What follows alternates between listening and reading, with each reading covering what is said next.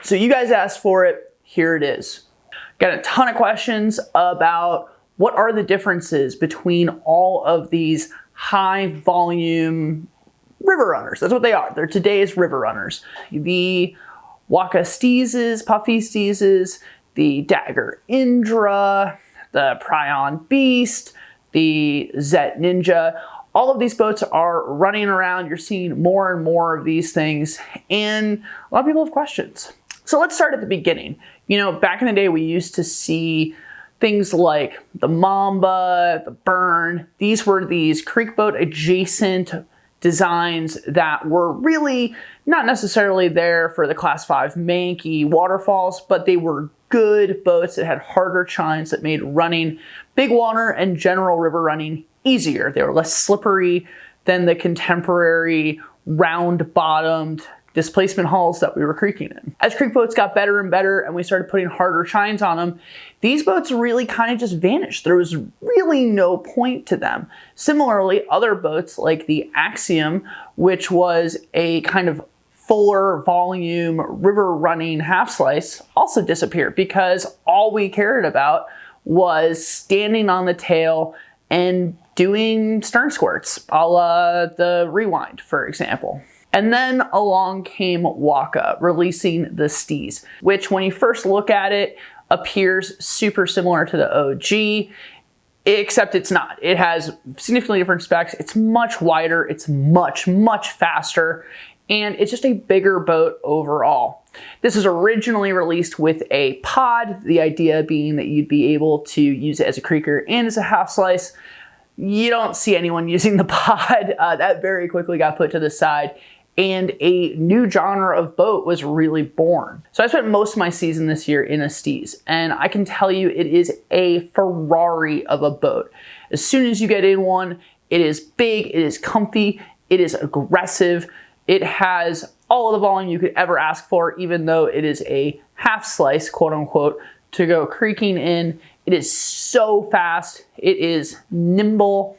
Because of the super aggressive kick rocker, it's very easy to toss the bow around, but the rails also allow you to really be accurate and steer, do everything that you need to do to push the boat around and get it where you need it to be. Even if you're a medium-sized paddler, you can still paddle this gargantuan boat. If you haven't paddled the Steeze already, it really just feels like you're being put onto a super fun, aggressive river runner, because that's what it is. It is a really fun boat for unleashing everything that you have onto the river. You can take it from big challenging stuff where you're pushing yourself down to just having fun running what you usually run.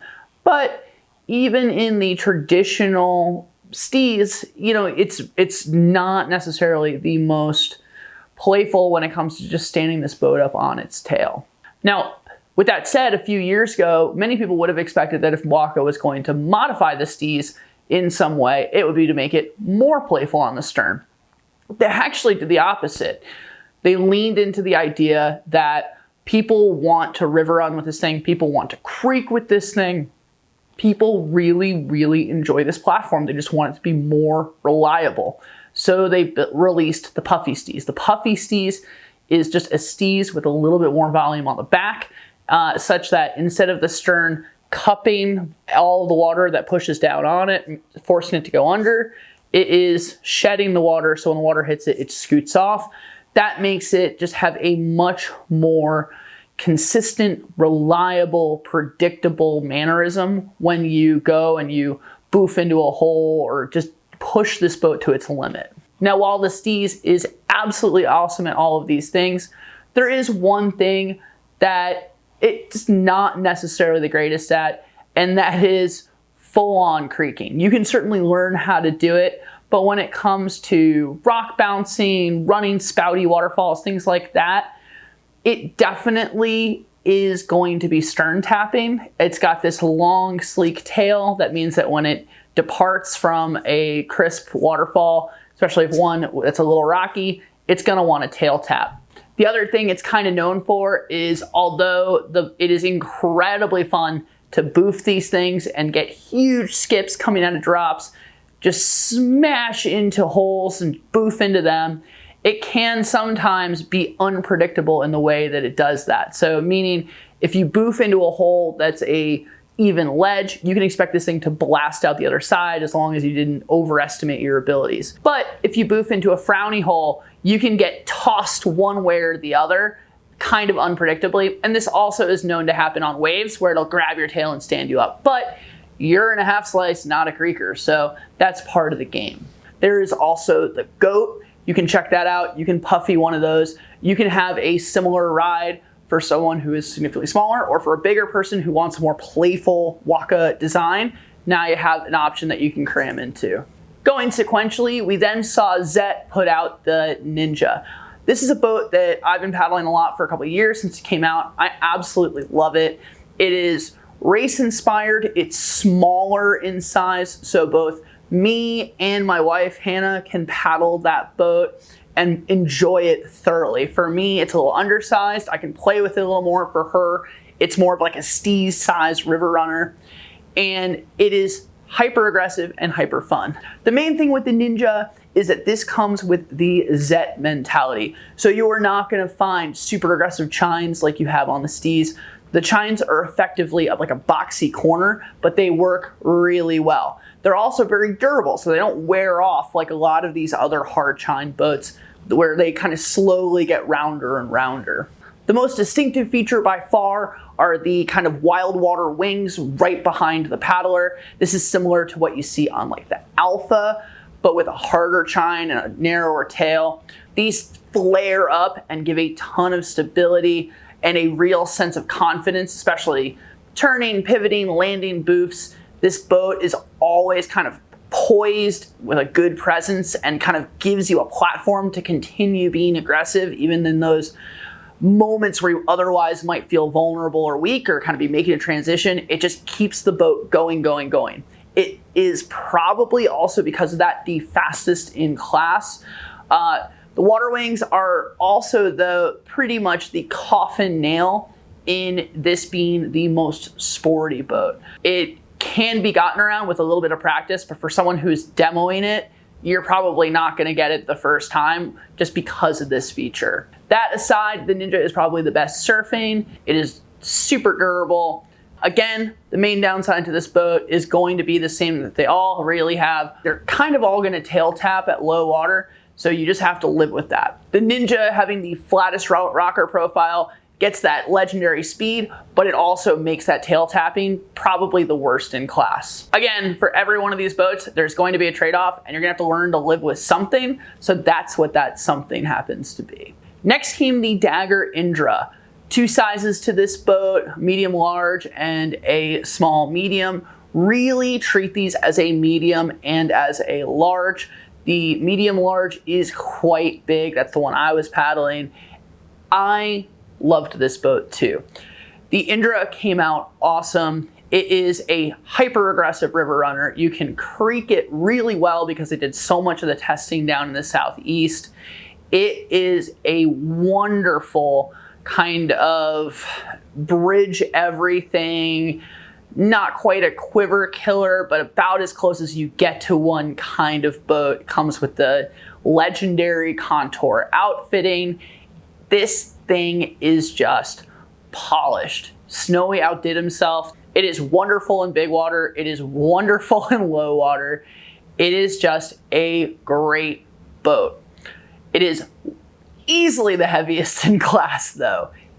Easily. And that is, I think, the thing that holds this boat back the most. I don't know how you could squeeze some plastic out of it to make this thing lighter, but if they could, it would be legendary. The Indra is much closer to the Steeze in style, sporting really nice hard chines, but the difference is, whereas the Steeze, you're kind of always knee steering and carving, the Indra will actually pivot in place and hip turn. So this boat takes a little bit to get used to, especially on boily eddy lines. It'll tend to kind of squirrel on you until you're used to it. But once you are used to the drive, and power across that it takes, this boat is super consistent, super intuitive, and really fun to paddle. Again, unless you're cramming down a size, do not expect this to be a stern stalling, Wizard, it is exactly as river running focused as all the other ones. Following the Indra came the Prijon Beast. This thing looks amazing on paper, legendary plastic durability. When I got one in person, it just didn't live up to it. Chines were super soft. The seat is a piece of foam Velcro to the bottom. The foot block was honestly scary if you P-tonned. I'll be really frank with you. There's a reason the review never dropped. And I just kept paddling it and kept paddling it. And yeah, at the very end of the season came the Jackson Clutch. You know, there's a foot of snow on the ground. I just haven't had a chance to paddle it yet. I have seen it in person. I've watched people paddle it on the team. I'm excited to try it. And when I do, there'll probably be a review up. So that's really the roundup of those boats. You know, the Steeze, the Indra, the Ninja. I am a huge fan of all of these. I love paddling them. It is predominantly what I spend my time in these days. To give each one a strength, the Steeze, it's going to be pure punching power, skipping out the bottom of holes. That famous Waka skip is a thing, and it is a thing because of the amount of surface area that you have on the bottom of the hull. There's a massive planing hull. That means that the boat stays high and dry, which gives it that skip. If you're looking for a kind of more user-friendly, going to respond to input more, be a little bit more predictable, have all of the bells and whistles, now you're really looking more towards the Indra. This is sort of a great daily driver. This would be the ultimate dependable workhorse for safety boaters, for the majority of people that just want to go feel like they're always in control, they can catch their eddies, they can just go out there and have a good time. This is perhaps the best river runner you've ever seen for just purely doing that. The Ninja, that is my personal workhorse. I love these things. They are durable as hell. You can just pound and pound and pound on them. They bridge through big water to low water beautifully. It's very, very easy to feel like you always have the right boat with that thing. And it fits someone all the way down to like 140 pounds, which is really the challenge in these boats.